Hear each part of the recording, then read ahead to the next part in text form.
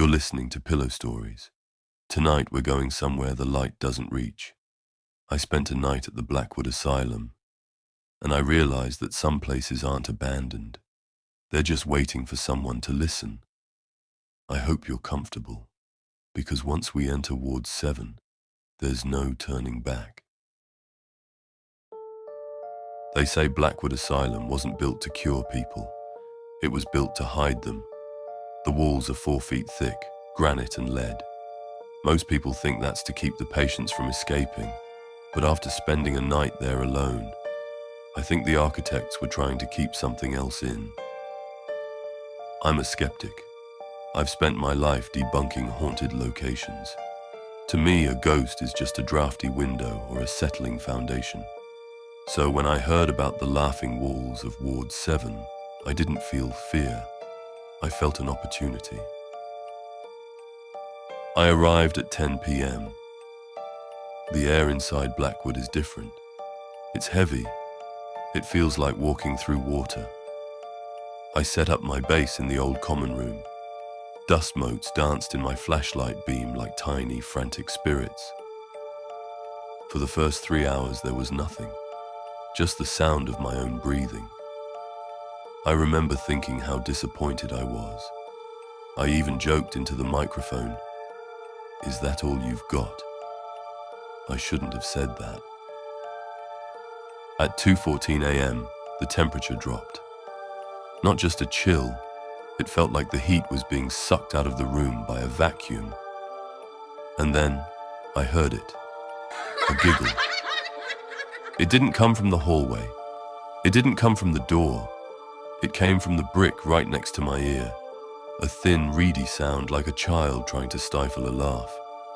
But as I sat there, paralyzed, the sound multiplied.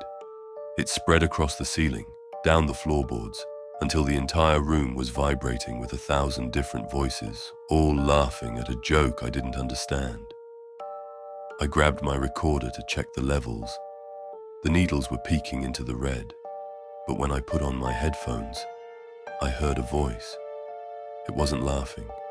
It was whispering my name, over and over. I don't remember leaving. My brain blocked out the walk to the car.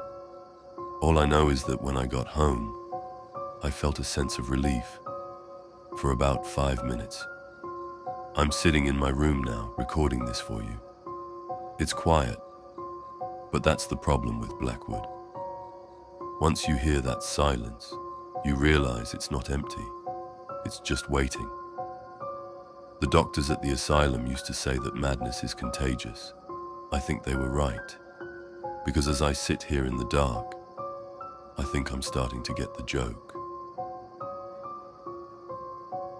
The doctors, they come in once an hour. They call me researcher. They say it's a symptom of my breakdown. They tell me I never visited Blackwood Asylum as a guest. They say I've lived in Ward 7 for 3 years. But they're wrong. I know I'm a storyteller. I know you're listening to this right now in your bed, safe and sound. Or are you? Because I can feel the weight on the edge of my mattress right now. Someone is sitting next to me, and as I look at the shadow on the wall, it's starting to look exactly like yours. I can't get back. The pillows are turning into stone. The silence is turning into a scream. And the worst part, I'm finally starting to remember the punchline. Sweet dreams, if you can find your way home.